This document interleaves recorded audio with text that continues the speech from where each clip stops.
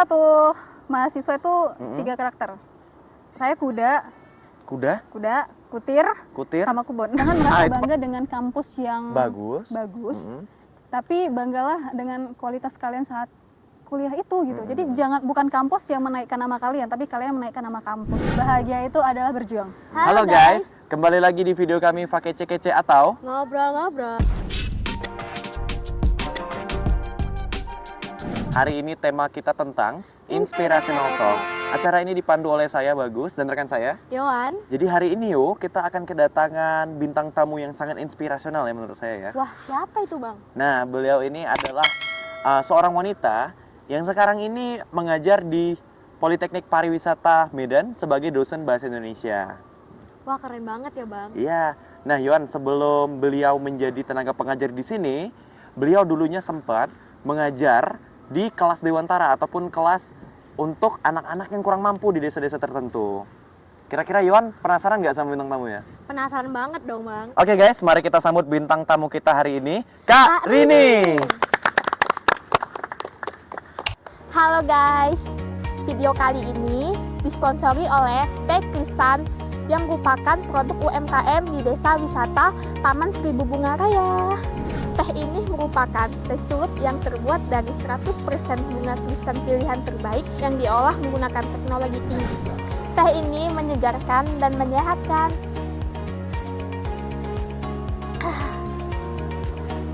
Menyegarkan. Mantap. Mantap. Selamat sore Kak Rini, apa kabar? Hai, selamat sore Bagus. Kabar baik, luar biasa dan selalu ceria.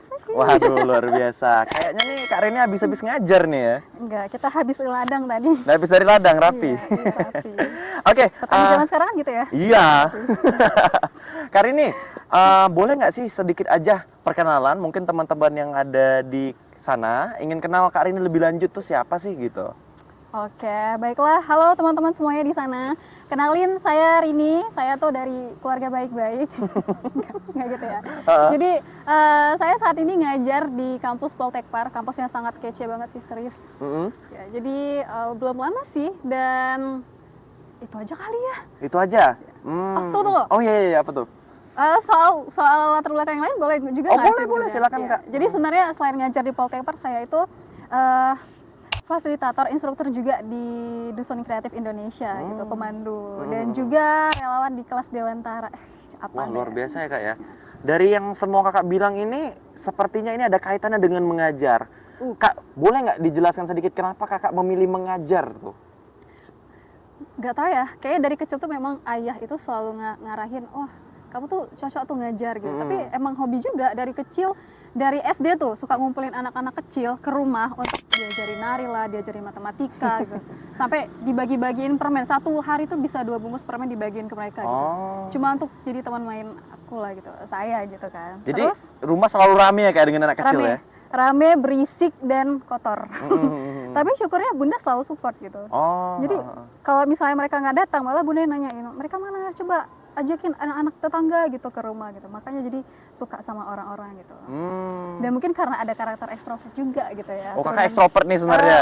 Iya sih. Enggak sih, sebenarnya anaknya pemalu dan penakut sih sebenarnya. Tapi ya, jadi gara-gara itu jadi suka bawa orang banyak gitu ke rumah, adik-adik diajarin gitu.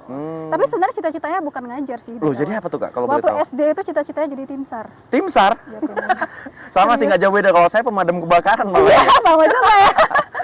Ya, jadi dulu tuh kalau setiap lihat berita terus lihat ada kan relawan-relawan kan yang pakai rompi-rompi gitu, keren banget itu, kakak-kakak, abang-abang bantuin orang gitu kan. Jadi kayak ngerasa suka aja gitu, pengen seperti mereka gitu. Saya rasa itu adalah cita-cita sih. Namun semakin beriringnya waktu ya Kak ya, lebih mengkerucut sekarang ini ke arah mengajar seperti itu ya? Ya, ngajar juga tim SAR. Ngajar tim SAR? Tim SAR edukasi kan? Oh, tim SAR edukasi. Iya. Jadi memang kita kayak suka aja gitu bermanfaat dari segi edukasi gitu. Padahal kita juga nggak pinter-pinter kali. Tapi pengen bermanfaat aja gitu. Oke. Kak Rini, boleh diceritain nggak Kak? Dulunya semasa Kakak kuliah itu seperti apa ya? Karena saya lihat nih di CV-nya Kakak itu sempat jadi apa ya, anggota himpunan mahasiswa dan juga pernah menjuarai ya lomba debat. Itu boleh diceritakan nggak, Kak? Ya. Jadi saya waktu mahasiswa itu 3 karakter. Saya kuda, Kuda, kutir, sama kubon. itu pasti akronim ya. Kuda itu apa, Kak? Kuda tuh kuliah dagang. Kuliah dagang. Ya, Oh, jadi, sempat dagang ya. Aduh, pokoknya harus dagang lah. Kalau ada jam kosong itu, saya dagang. Dari pagi, terus kalau siang ada break dagang, terus pulangnya juga dagang sampai habis dulu. Bahkan dagangnya di kampus orang. Gitu. Karena awalnya sih karena memang ekonomi kita harus Iya. sambil cari duit nih, kalau nggak bisa kuliah nanti gitu. Tapi kok asik ya gitu. Dan ternyata itu membangun skill yang kita butuhin banget loh saat kita dewasa gitu. Jadi tuh kuda, terus kutir tuh kuliah volunteer. Kuliah volunteer. Kuliah volunteer, jadi kuliah relawan. Tuh berawal dari bikin program 1000 buku gitu 1000 sama buku. teman-teman. Jadi ngumpulin dana untuk beli buku, terus dibagiin ke orang-orang yang nggak mampu gitu. Terus kok programnya kalau segini doang, itu kayaknya nggak enak ya, langsung putus nggak kena gitu ya, Kak, ya? Iya, jadi kayaknya iya kalau mereka baca gitu kan. Iya, kalau yang buku mereka baca itu juga mereka terapin gitu. Jadi karena kuliahnya juga keguruan dulu kan. Jadi kayaknya ngajar seru nih. Jadi ngumpulin beberapa teman tuh ada 25 sih awalnya. 25. Gimana kalau kita semua bareng-bareng bikin rumah belajar gratis gitu. Terus tapi kita nggak punya tempat, dana juga nggak ada. Jadi ya udah kumpul-kumpul dana pakai duit mahasiswa yang nggak seberapa itu gitu kan. Jadi ya udah duitnya udah dikumpulin. Jadi untuk properti awal itu udah ada seperti meja-meja, buku, alat tulis untuk anak-anak gitu kan. Tapi tempatnya nggak ada nih. Kalau kita sewa pasti mahal. Betul, benar. Terus ada teman yang keliling gitu kan, untuk cari mana sih tempat yang cocok nih dijadikan rumah belajar gratis. Tempatnya luas gitu, bisa dipakai. Terus di sekitar situ juga ada anak-anak yang bisa kita ajarin gitu. Dan ternyata masuk ke daerah pedalaman Marendal. Pedalaman yang Marendal tuh ya guys ya. Jadi dulu tempatnya di Gang Viola Nabila. ya. Iya, Viola. Kok tahu? Kayaknya pernah denger tuh soal. Jadi di situ ternyata ada tempat outbound namanya Dusun Kreatif. Ketemu sama ownernya, Pak Andi namanya gitu. Jadi ngobrol-ngobrol, kami ini kumpulan mahasiswa yang punya program seperti ini gitu. Iya. Tapi kita nggak punya tempat loh Pak gitu. Ternyata orangnya juga mungkin sosial banget gitu ya. Jadi diizinin. Karena kita minta izinnya tuh bukan untuk sekali 2 kali gitu. Tapi seminggu itu 2 kali. Dan itu berkelanjutan nggak ya? Berkelanjutan terus sampai bertahun-tahun gitu. Jadi kok diizinin ya, padahal dia punya tempat kan, dia kelola, ada perawatan segala macam. Iya. Jadi alhamdulillah sekali itu dikasih. Terus bukan hanya tempatnya doang, fasilitasnya itu semua kayak permainan, kan itu tempat outbound tuh. Iya. Ada permainan tradisional seperti congklak, enggrang gitu. Jadi itu anak-anak kita boleh pakai. Diperbolehkan? Diperbolehkan. Waduh, luar Jadi, biasa ya. Wah, terus di situ juga ada buku-buku yang mereka punya, itu juga boleh dipakai. Oh, kebetulan mereka juga punya koleksi buku gitu punya kayak ya? koleksi buku dan keren-keren seperti dari National Geographic gitu kan. Jadi keren-keren lah. Terus ya udah diizinin, terus kita sosialisasi ke warga-warga dari rumah ke rumah, minta para ibu-ibu untuk mengirimkan anak yang kita ajarin gitu. Jadi kami kan orang asing tuh datang ke sana. Iya. Takutnya, ini siapa nih orang-orang asing datang ke sana ngumpulin anak-anak kami, takutnya entah ada doktrin apa segala macam betul, gitu ya. kan, culik apa gitu. Jadi kami jelasin baik-baik di depan ibu-ibu gitu. Terus kami ini mau ngajar. Terus yaudah mereka ternyata welcome banget. Dan nggak nyangka perjalanan menjadi volunteer itu benar-benar mengharukan gitu. Iya, mengharukan sekali. Berawal dari, ya awalnya kan banyak 25 orang gitu jadi volunteer. Ternyata untuk jadi volunteer itu butuh tenaga. Bener, tenaga, waktu ya. Dan uang tentunya teman-teman. Sebenarnya uang tuh terakhir lah. Oh, terakhir ya. Karena ketika kita tuh berniat untuk membantu, memberikan kontribusi gitu kepada masyarakat, datang aja gitu aliran dananya Rezeki, gitu. benar, Nggak tahu benar. gitu. Padahal saya juga itu dulu tuh mahasiswa miskin. Serius. Makanya kuda tadi dijalankan Iya, nggak ya? udah dijalankan. Kalau nggak dagang sehari biasa nggak tahu ongkosnya dari mana gitu. Benar. Jadi ya udah, waktu sama tenaga sih sebenarnya. Karena anak kuliah itu kan tugasnya banyak. Gitu. Iya. Terus udah capek juga kan. Gitu. Jadi satu persatu volunteer itu nyerah, Iya. gugur satu persatu hingga akhirnya jadi 5, 4, 3, 2, Satu. Dan saat udah jadi satu ini, saya sampai rekrut bunda. Bunda saya sendiri. Orang tua kakak? Orang tua. Jadi karena aduh bun, tolong banget lah, ini kali ini nggak bisa masuk nih kan saya ke kelas gitu. Jadi ya udah bunda gantiin untuk ngajar gitu. Jadi karena orang tua juga ya, jadi keinginan ini bisa tercapai juga gitu. Terus saat jadi volunteer itu ngerasa bersyukur sekali sih. Karena kita merasa tuh berada di keluarga yang support soal pendidikan gitu. Meskipun ya secara finansial itu kita nggak Oke banget stabil ya. gitu Iya, ya. iya. Tapi ketika masuk ke daerah itu, Gang Viola Nabila, itu kalau misalnya jalan-jalan sore, nanti lihat sebelah kiri tuh ada kumpulan ibu-ibu berkerumun. Tahu nggak mereka ngapain? Ngapain nggak ngerumpi? Main Gosip? judi. Hah? Main judi. Main judi? Memang seperti itu ya? Ibu-ibu main judi, dan di antara mereka itu adalah anak-anak mereka yang masih kecil. Jadi ngeliat itu, wah miris banget nih. Aduh, kalau saya jadi seperti mereka, jadi anak itu, masa depan saya tuh kayak gimana gitu ya. Karena kan pengaruh keluarga dan lingkungan tuh sangat besar gitu. Iya, benar. Jadi, wah, jadi ngerasa prihatin sekali, jadi merasa pas banget ini tempat jadikan tempat belajar kita gitu, kelas Dewantara. Ya udah. Bahkan saat menjadi guru di sana, kita malah banyak belajar dari anak-anak. Serius, belajar untuk semangat hidup, untuk berguna, untuk mensyukuri hidup, untuk menyayangi orang tua juga, untuk menghargai segala sesuatu yang kita punya. Pokoknya, aduh, ternyata mereka adalah sumber inspirasi terbesar saya, adik-adik itu. Yang di Marendal tuh kak ya? Iya, di Marendal, di Kelas Dewantara, Kelas Dusun Dewantara. Kreatif kami sebutnya. Oh nggak, siap. Kelas Dewantara Dusun Kreatif, karena Dusun Kreatif itu tempatnya gitu. Pokoknya waktu kuliah itu kan mulainya dari semester 4 lah kalau nggak salah. Semester 4 itu tahun kedua kuliah ya. Tahun kedua kuliah, dan itu berjalan sampai saya kuliah S2 juga gitu. Dan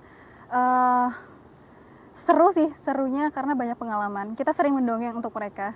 Jadi karena sering mendongeng dan mereka tuh suka, dan kita jadi rutin. Terus Dusun Kreatif itu juga sering dikunjungi oleh banyak media gitu kan. Jadi kebetulan saat itu, bertepatan ya, bukan kebetulan. Di dunia ini nggak ada yang namanya kebetulan. Iya. Semuanya tuh udah direncanakan Tuhan gitu ya. Iya. Jadi bertepatan saat itu ada media televisi nasional itu datang gitu. Terus lihat-lihat, seru nih gitu. Ada kegiatan dongeng, apa gitu ya? Kegiatan apa nih? Iya. Ada anak-anak banyak, terus ada dongeng, main game gitu kan. Terus ya udah, mereka ajak ngobrol, terus diajak dongeng gitu, dongeng ke TV mereka gitu. Ya udah, jadi gara-gara kegiatan volunteering itu kita punya kesempatan emas gitu. Iya, benar ya. Kesempatan emas gitu. Jadi ya lumayan kan kita bisa ngedongeng beberapa kali di TV, padahal kita bukan siapa-siapa gitu ya. Experience-nya itu loh gitu. Nggak usah berapa volunteering, nggak usah diapain lah gitu, digubris lah. Tapi experience ini luar biasa, karena untuk tampil itu kita harus percaya diri gitu kan. Terus segala sesuatu harus kita rencanakan gitu kan. Terus nggak cuma itu, rezeki juga. Jadi awalnya kan sebelum volunteering kan cuma kuda doang, kuda dagang gitu. Dagang. Terus diajakin juga sama owner Dusun Kreatif untuk jadi fasilitator saat itu. Jadi dulu kan masih fasilitator tuh kayak bantu-bantu gitu. Fasilitator di Dusun Kreatif itu adakah kaitannya dengan mengajar nggak sih kak? Banget ya. Jadi kalau kita lihat sekilas, ini main-main ya, main-main. Tapi kalau kita lihat lebih dalam, ternyata dalam permainan itu kita diajarin untuk filosofi dari permainan tersebut. Kita tuh nggak sekedar main gitu. Jadi banyak filosofi yang kita ambil untuk hidup gitu. Terus edukasi soal alam juga, soal manusia gitu. Pokoknya ternyata dalam outbound ini saya baru terbuka tuh saat masuk situ. Taunya kan outbound tuh main-main game yang lompat-lompat apa, manjat main paintball gitu ya, TV. Gitu. Benar-benar. Terus saat masuk ke Dusun Kreatif baru tahu, ternyata outbound itu edukasi gitu. Edukasi. Jadi ya udah di situ skill kita ngajar itu makin terasa gitu. Karena seru banget, seriusan. Ternyata untuk memberi instruksi kepada orang itu nggak mudah. Jadi kita tahu nih cara mainnya atau segala macam, tapi untuk memberi instruksi ke orang itu kita harus belajar loh gimana caranya biar mereka tuh mau dengar instruksi kita gitu. Terus biar bahasa instruksi kita tuh bisa dimengerti sama mereka gitu. Betul. Dan itu kan dunia pengajaran itu juga gitu kan. Ya udah terus dari situ juga malah kita ngembangin banyak skill. Yang terutama itu di public speaking. Jujur saya tuh dulu orang yang sangat pemalu. Tapi katanya ekstrovert tadi kak. Gimana itu? Gimana ya? Kontradiksi ya nih. Ekstrovert itu sekarang. Iya.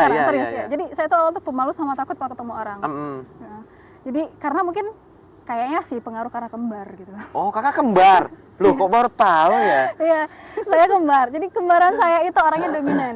Oh iya. Dominan. Jadi apa-apa kalau ngomong tuh dia duluan. Kalau misalnya bertamu ke rumah orang yang ngetok pintu yang assalamualaikum tuh dia duluan gitu. Itu kakaan kakak berarti? Kakaan saya. Oh iya. Jadi saya tuh orangnya jadi belakangan. Akhirnya lama-lama nggak terbiasa ngomong.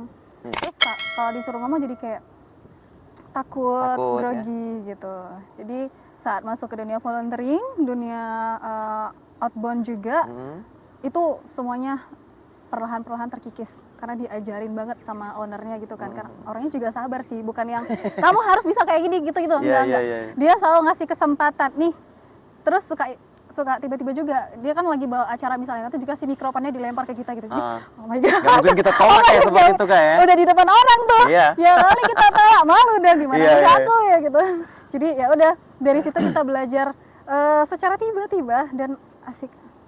Dari situ enak lah kalau saya bandingin sama teman-teman. Jadi saya mungkin kuliahnya dulu di tempat swasta yang nggak terkenal gitu kan. Tapi pengalaman di balik itu kak ya? Iya benar. Luar biasa. Jadi buat teman-teman kalau kalian mau kuliah dimanapun itu nggak usah dikhawatirkan gitu karena itu kalian sendiri gitu ya. Yang menentukan Jadi, masa depan. Iya ya? benar. Mau kalian bilang dosennya nggak asik atau dosennya ngajarnya nggak enak atau apa segala macam fasilitasnya nggak bagus, itu nggak alasan teman-teman. Seriusan nggak alasan. Saya kalau mau cerita kampus saya itu dulu cuma ruko-ruko yang lampunya juga minim. Kalau ada kelas kosong gitu, kita nunggunya tuh nggak ada bangkunya, nggak ada tempat duduknya, hanya di parkiran ya. Jadi duduknya di atas motor gitu. Karena itu di kampus kompleks dulu. Nggak usah kita sebut ya kayak. tapi saya suka sama dosen-dosen itu bagus ngejarnya gitu, sportif gitu. Meskipun teman-teman ada yang bilang enggak gitu, tapi saya rasa itu sebenarnya bukan dosennya atau siapanya, kitanya yang menyikapinya seperti apa gitu. Jadi kalau sharing juga sama teman-teman lain yang kampusnya ada kan kampusnya di UI juga, kayak di USU juga di Jawa gitu. Terus sharing tuh masa lalunya gimana. Saya nggak ngerasa minder, serius nggak ngerasa minder karena merasa melakukan yang terbaik lah. Bukan sombong ya, tapi karena dulu kan ngerasa orang tua tuh nggak layak banget untuk kita kecewakan gitu ya. Jadi kita maksimalkan kuliah itu untuk mereka gitu kan. Jadi ya udah. Jadi saya kerja, saya belajar bagus-bagus sama jadi volunteer gitu. Jadi kalau teman-teman cerita dia kuliah di kampus mana itu sama sekali nggak minder kita. Nah, karena nanya juga kan, oke waktu kamu kuliah dulu ngapain aja. Itu dia. Jadi kalian mau kuliah dimanapun kalian ngapain aja. Jadi jangan merasa bangga dengan kampus yang bagus, tapi banggalah dengan kualitas kalian saat kuliah itu gitu. Jadi bukan kampus yang menaikkan nama kalian, tapi kalian yang menaikkan nama kampus gitu. Kak kira-kira boleh diceritakan lebih spesifik nggak ketika kakak kuliah itu selain yang tadi itu keluh kesahnya apa aja sih kak? Keluh kesahnya.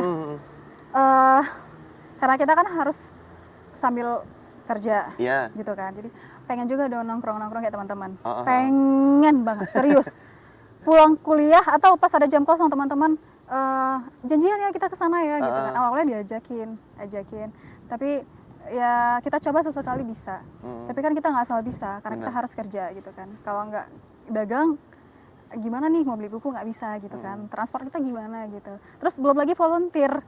Saya juga kan biaya volunteering itu dari saya dan teman-teman mahasiswa lain gitu. Jadi kita nggak minta ke misalnya partai atau apa itu enggak gitu. Sombong banget. Makanya krisis. Sombong. Kak, tunggu Kak ya, ini kayaknya kita disuguhin sesuatu nih. Makasih banyak ya Kak Lucy ya. Oh iya, sama-sama. Makasih banyak. Kak, boleh sambil dinikmati ini sajen yang kami berikan. Sajen. Ya boleh diminum. Oke Kak, sambil kita lanjutin yang tadi tuh. Jadi pengen tuh nongkrong sama teman-teman gitu. Jadi ini kayak keresahan banyak mahasiswa juga. Karena merasa udah capek tuh kuliah, jadi pengen healing lah gitu kan.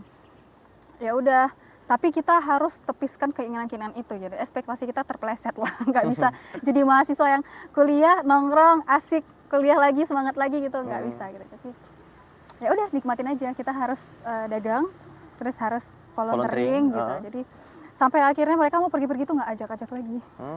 Sampai mereka bikin, kalau pergi-pergi kan biasa ada perencanaan dulu. Iya, kan. iya. Mereka bikin grup yang di dalamnya tuh nggak ada aku. Aduh, sedih banget ya. Tapi mereka nggak bermaksud jelek sih. Ah. Saya paham lah. Mungkin mereka nggak enakan aja kalau Terus ngajak tapi kakak nggak bisa. nggak Mending bisa buat grup gitu. sendiri gitu ya. Iya, takutnya saya ngerasa nggak enak Iya, gitu iya, kan. iya. Ya udah, jadi oke lah. Jadi nggak apa-apa. Buat kalian kalau jarang-jarang healing tuh nggak apa-apa. Semasa kuliah nggak apa-apa. Nikmatin aja semua perjuangan kalian. Itu benar-benar nikmat, serius. Saat kita udah mengenang zaman-zaman kuliah kita dulu, itu rasa wah, aku suka sekali aku yang dulu gitu. I love myself gitu. Sombong ya. Tapi emang iya, ketika kita ngerasa semaksimalnya, meskipun nggak sehebat orang-orang lain, kan ada tuh ya sampai kuliah ke luar negeri. Banyak sih orang yang jauh yang lebih bagus gitu kan. Yang keluarganya miskin banget gitu, tapi dia berhasil gitu. mengangkat Ya, derajat itu keluarganya. Ada yang seperti itu kak ya? ada banyak, dan kita harusnya belajar dari orang yang seperti itu. Benar. Jangan lihat teman kita yang asik-asik aja hidupnya gitu. Iya. Dan kalau dapat kesempatan atau misalnya mau ikut kompetisi apapun, meskipun setakut apapun, ambil aja. Serius, Lawan ambil. takut tuh ya? Lawan. Saya tuh pertama kali waktu mengambil kesempatan untuk kompetisi debat. Debat itu adalah kompetisi yang saya sangat-sangat benci. Dulu tuh waktu SMA lihat orang debat, kan ada tuh debat MK dulu di TV anak-anak mahasiswa. Ih, benci kan lihat orang ini sosok. Iya gitu lihatnya kan, karena ternyata benci itu karena kita nggak bisa kayak mereka. Iya. Gitu. Jadi sirik lah gitu ya. Terus jadi saat dapat kesempatan itu, kamu ikut lomba debat ya. Takut banget sih sebenarnya, takut sekali. Bahkan seminggu sebelum lomba debat itu bawaannya kalau setiap sholat itu nangis aja serius. Nangis Sebegitunya bener, ya? dan nangisnya tuh isa-isa, saking penakutnya. Cemen banget gak sih? Ya kan? Tapi doanya tahu apa? Ya Allah, aku nggak minta menang gitu. Saya cuma pengen Juara 3? enggak. Aduh, juara 3 enggak lah, enggak. Cuma pengen diloloskan di kompetisi ini dengan cara yang tidak memalukan gitu. Iya, Saya pengen menyelesaikan ini dengan cara yang tidak memalukan gitu. Kan kadang-kadang saking gugupnya sangat memalukan. Itu aja deh, itu aja, nggak mau menang, nggak usah gitu. Karena saya juga nggak pernah ikutin lomba akademisi apapun gitu. Jadi ini yang pertama kali gitu. Dan akhirnya belajar, terus ngomong gitu di cermin segala macam kan. Dan saat lomba melihat gladi resik nih, melihat mahasiswa lain kan datang dengan muka percaya dirinya, dengan alma mater yang bangga kan cuy. Kita kan dulu ada rasa minder lah gitu ya. Ya udah, terus oke, kita diam aja gitu kan. Terus saat kompetisi, oke, tarik napas dalam-dalam, diam. Saat mulai, oke, ternyata Allah tuh maha baik, serius. Luar biasa. Serius Masya ya. Allah. Kalau kita percaya aja sama Tuhan, kita akan dikasih yang terbaik kita. Jadi output lomba debatnya itu gimana kak? Pertama dapat experience dong. Terus kita menang. Nah, ini juara berapa? Ini perlu kita tahu nih guys. Nggak nyangka. Padahal mereka yang tapi juara 3 sih, juara 3. Tapi itu selisihnya sedikit. Betul berarti juara 3 tadi. Iya benar, juara 3. Karena dari CP. Jadi itu dua kali ya. Selisihnya sedikit, dan ketika ngobrol sama mereka yang juara 1, 2, ternyata mereka tuh udah sering sekali lomba debat dan sering sekali menang gitu. Wah, mereka lawan saya tuh semesternya semester atas, semester 8, saya tuh masih semester 4 gitu kan. Dan sering ikut lomba ya, kan? Mereka sering ikut lomba. Ternyata ya, kalau kita nggak mencoba, kita nggak tahu ternyata kita punya kemampuan gitu. Jadi teman-teman please, kalau kalian diminta untuk ikut lomba ini itu segala sesuatu, itu pokoknya kalian harus ambil aja. Rasa takut itu alamiah, punya milik semua manusia gitu ya. Tapi kalian harus bisa tepis itu. Grogi, dingin, gugup itu biasa sekali, dan itu harus kita tepis gitu ya. Jadi sebisa mungkin kalian harus lampaui rasa takut kalian dan sering-sering kerja. Iya. Meskipun kuliah. Oh ya kak, ini ada satu pertanyaan yang sedikit anti mainstream nih. Boleh nggak kakak kasih tanggapan tentang pacaran semasa kuliah itu gimana sih kak? Kalau dari sudut pandang saya. Sudut pandang kakak nih. Pacaran semasa kuliah ini pasti itu nikmat banget ya. Iya. Nikmat. Ada apa ya? Kita termotivasi untuk datang ke kampus jumpa doi. Untuk datang ke kampus, tapi motivasinya adalah jumpa doi. Jumpa doi kan. Bener nggak sih motivasinya untuk belajar? Untuk aku harus tampil menjadi anak yang pintar gitu, biar dia doi. Itu nggak sih sebenarnya? Mungkin ada ya seperti itu mungkin kayak. ada, tapi seberapa persen sih gitu ya? Jadi berapa banyak? dari pengalaman juga ya, dan karena dulu juga nggak pacaran gitu Ah. kan. Memang itu memutuskan untuk nggak pacaran karena ngerasa pacaran itu ngabisin duit kalian, Dek. Ya ampun, kurang ngabisin produktif, waktu, Kak, ya? kurang produktif. Yang harusnya kalian bisa baca buku ini jadi teleponan, sleep call gitu ya. Ya, kalau untuk motivasi apa nih sekarang gitu ya. Jadi buat yang pacaran, oke sebisa mungkin kalian arahkan itu Kayak yang untuk baik-baik. baik-baik. Misalnya, yuk kita hari ini mau ngedate ya, gitu Iya. kan. Jadi kamu baca satu buku, aku baca satu buku. Nanti Misalnya kita gitu. cerita. Nanti kita cerita Iya. gitu ya, kayak gitu. Jadi bukan Oke, oke. cerita yang aneh-aneh Aneh-aneh. gitu ya, gitu. Hmm. Terus atau nonton film, kalian ngambil filosofi dari film Film itu, itu, gitu. Terus ha. ngambil sejarah-sejarahnya gitu. Jadi ada hal yang positifnya. Hmm. Terus yuk kita bikin target hari semester depan atau semester ini IP-nya aku Sekian. naik 0,2 lah gitu, Ah. gitu. Jadi kita ada target bareng-bareng yang bisa meningkatkan kapasitas semasa kuliah gitu kan. Benar. Tapi kalau saran sih sebisa mungkin nggak usah lah pacaran. Oh, Karena pacaran tuh kalian tuh punya komitmen enggak gitu kan, siapa-siapa juga iya, enggak terikat gitu juga ya. enggak ya? TTM aja. Itu denger ya kameramen ya. Kalian teman aja. Karena kalau teman tuh kalian bebas mau deket sama siapa aja kan gitu. Soalnya yang lihat mahasiswa juga yang pacaran apa?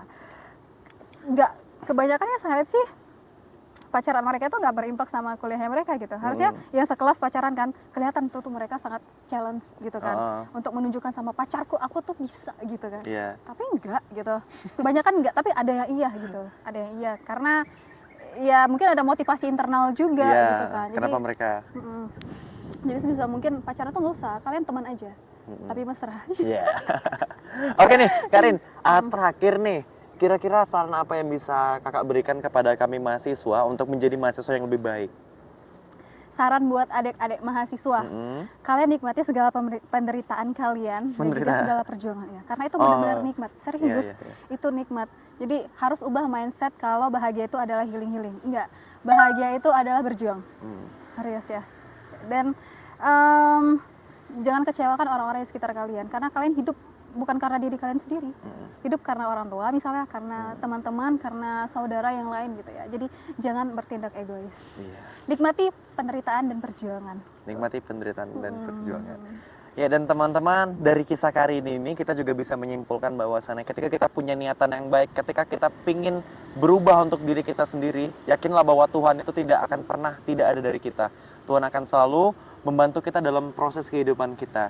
Jadi teman-teman, tetaplah semangat ya Karin ya. Semangat, Semangat bermanfaat, baik untuk diri sendiri dan lingkungan kita. Ya. Oke, terima kasih Karin ini sudah mau datang Wah, ke podcast makasih kami, banyak, podcast bagus. Par Kece-Kece. Iya. Oh, Ya. apa namanya? Pakai kece-kece. Pakai kece-kece. Pakai kece-kece itu diambil dari bahasa Niaska, itu artinya ngobrol-ngobrol. Oh gitu, Nah, keren. iya. Bukan bahasa Inggris ya? Bukan. Jadi mengambil kearifan lokal. Kearifan lokal. Mantap. Makanya saya pakai hari ini batik, Kak. Tahu nggak itu motif apa? Ini gorga. Oh, keren. Dengan pakai kece-kece nyambung. Nanti itu kita bahas di next segmen ya. Oke. Mungkin itu saja ya hari ini. Ya bagus. Podcast kita hari ini. Sekali lagi kami berterima kasih kepada seluruh pihak yang mendukung acara kami. Dan kita akan pamitan ya hari ini ya. Iya. Boleh? Ya mohon maaf kalau ada salah-salah kata ya. Dan terima kasih sekali lagi. Sampai jumpa. Sampai jumpa.